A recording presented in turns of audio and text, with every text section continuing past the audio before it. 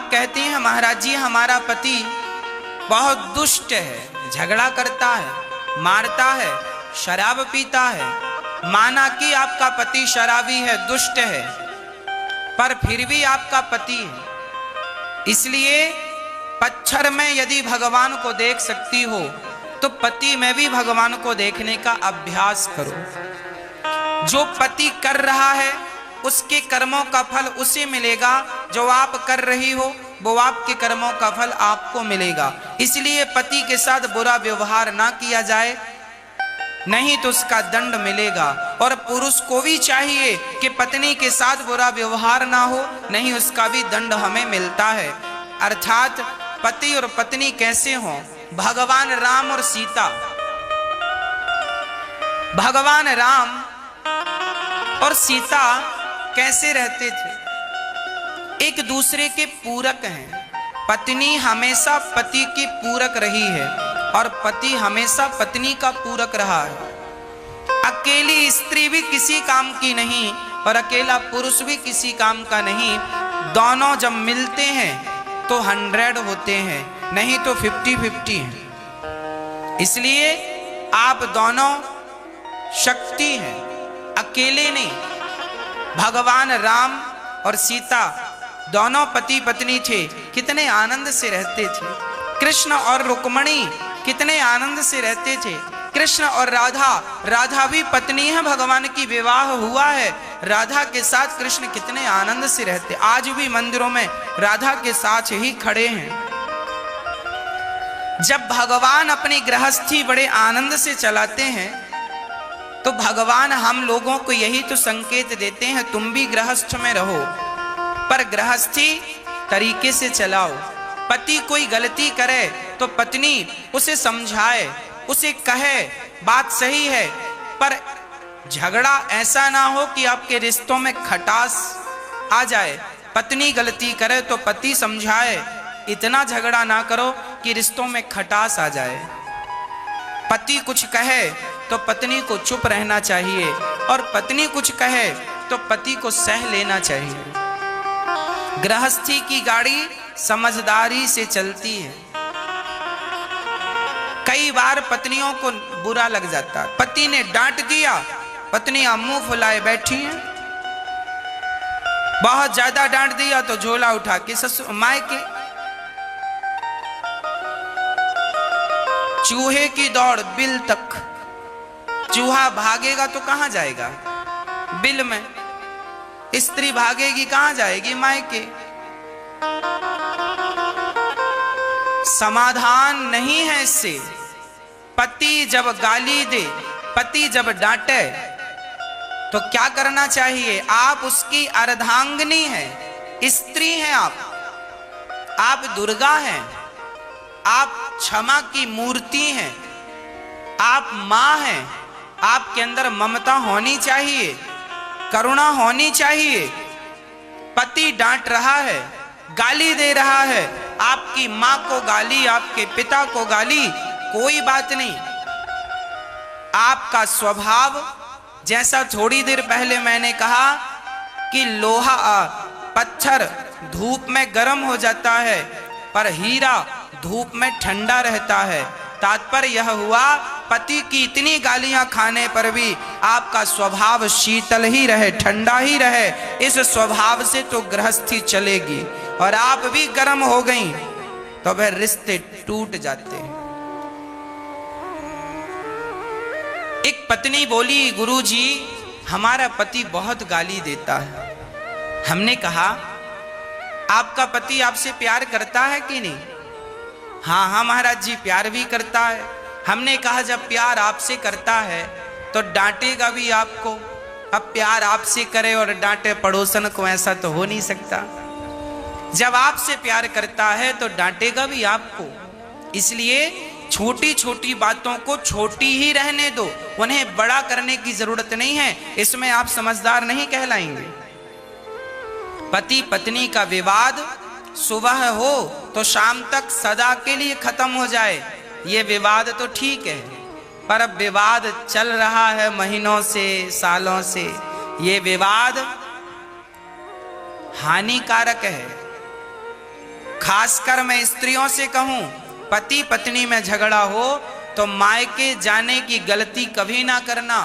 मायके वाले आपको रख लेंगे, आपको कहेंगे कि अब ससुराल मत जाना, पर कब तक रहोगी अपनी माँ के पास? कब तक रहोगे अपने भाई के पास? कब तक रहोगे? महीने भर रहोगे, 2 महीने रहोगे? स्त्री का कल्याण ससुराल में है। स्त्री को समझदारी का परिचय देना है और पुरुष को बहुत समझदारी का। खासकर ये जो आज बच्चे शादी कर लेते हैं, शादी के बाद हम देखते हैं तलाक हो जाता है। क्यों होता है? केवल समझदारी की कमी से। आप थोड़ा सा समझदारी का परिचय देंगे, दोनों में थोड़ी थोड़ी समझदारी होगी, गंभीरता होगी।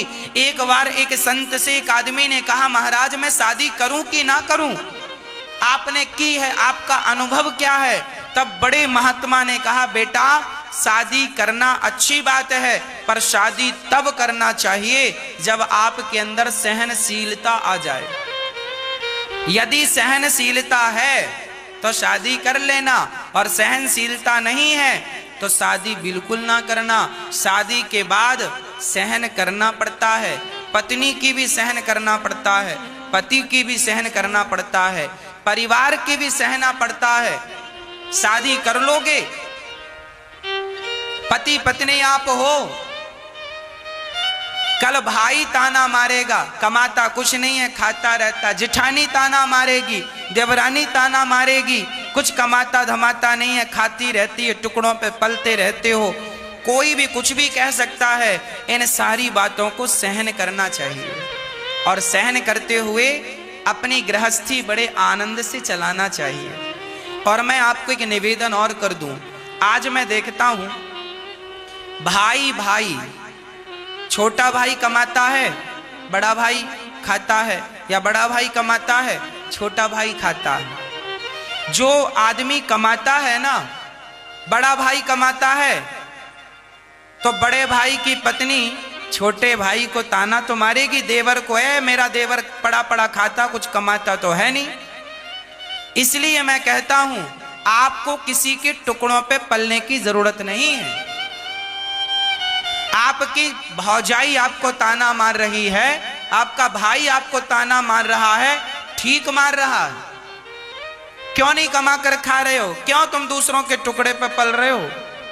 अरे दूसरों की हलवा पूड़ी और खुद की कमाई की बासी रोटी खाकर नमक के साथ रहो, पर अपनी कमाई का खाओ। दूसरों की कमाई के 56 भोग भी खाने नहीं चाहिए। बड़ा भाई कमाता है, छोटा भाई पड़ा पड़ा खाता है, स्वाभाविक कहेगा ठीक कहता है। बड़ी भौजाई कहती है ठीक कहती है, तुम कमा कर क्यों नहीं खा रहे हो? और बाद में रोते हो, हमारी भाभी ने ये कहा वो कहा। अरे भाई ठीक कहा, क्यों पड़े हो? क्यों नहीं कमाते हो?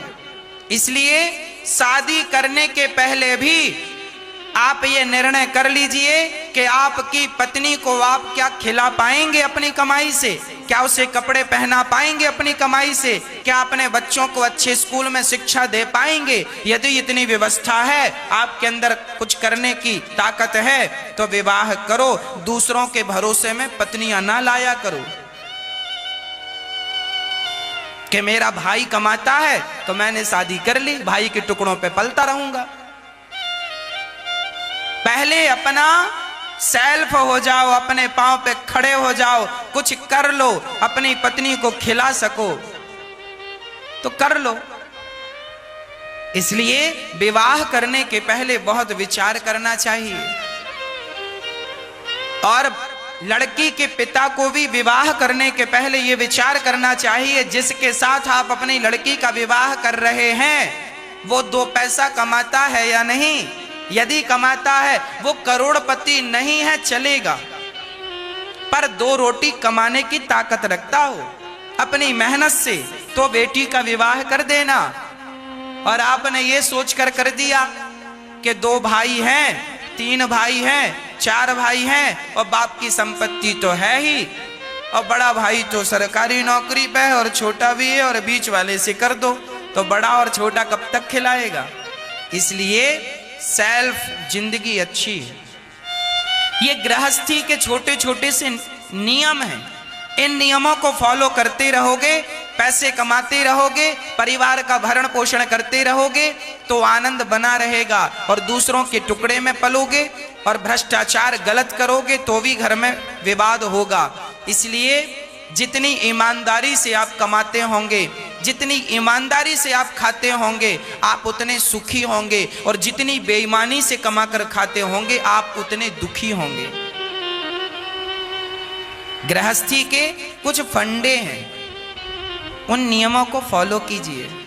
गृहस्थी समझदारी का विषय है, मैच्योर हो जाना ही गृहस्थ। जब तक मैच्योर ना हो गृहस्थ आश्रम में प्रवेश ना करना, नहीं तो दांतवा सब टूट जाएंगे, ऐसी ठोकर लगेगी। थोड़ी सी समझदारी, इसलिए कहते हैं अपने बच्चों को कथा सुनवाया करो, हम ही उनको मैच्योर कर देंगे। कथा सुना सुना के शादी के योग्य हो जाएंगे, कैसे गृहस्थी चलानी है सब सीख जाएंगे, कैसे रिश्ते निभाने हैं समझ जाएंगे। इसलिए जरूरी है कि आप पति पत्नी समझदारी से अपना गृहस्थ जीवन चलाएं। पति को चाहिए पत्नी का सम्मान करे। एक सज्जन हमसे बोले, गुरुजी हमारी पत्नी बीमार रहती है, क्या हम उसकी सेवा कर सकते हैं? एक पत्नी हमसे बोली, गुरुजी हमारे पति हमारा सिर में दर्द रहता है, सिर दबाते हैं, हमसे उठा बैठा नहीं जाता, तो घुटनों में तेल हमारे पति लगाते हैं, क्या हमें पाप लगेगा? हम पति से सेवा करवाते हैं, क्या हमें पाप लगेगा? हमने कहा नहीं। जैसे पत्नी का धर्म है कि पति की सेवा करे, यदि भगवान ना करे आपकी पत्नी पर कोई संकट आ गया तो पति ही तो उसकी सेवा करता है। मतलब पति और पत्नी एक दूसरे के पूरक हैं। केवल पत्नी सेवा करे पति की ऐसा नहीं है। यदि पत्नी पर कोई आपत्काल आ जाए, विपत्ति आ जाए, शारीरिक कष्ट आ जाए तो पति भी उसकी सेवा कर सकता है। फॉर एग्जाम्पल, जब भगवान श्री राम वनवास गए तब मंथरा माता ने माता सीता को वस्त्र लाकर दिए। ए सीता, वो अपने राजसी वस्त्र उतारो और जंगल के ये वलकल वस्त्र पहनो। मंथरा ने जब वस्त्र दिए तो सीता माता जंगली वस्त्र, जंगल में साधु सन्यासी का जो कपड़ा है वो एक राजमहलों में रहने वाली राजकन्या, उससे थोड़ी बनेगा। सीता माता को समझ नहीं आया कि इन्हें पहनना कैसे। तब भगवान श्री राम, देखिए पति कैसा है, भगवान श्री राम गए और माता सीता को अपने हाथ से उन कपड़ों को पहनना सिखाया, पहना कर बताया, सीता इसे ऐसे पहनना है, इसे ऐसे ऐसे पहनो।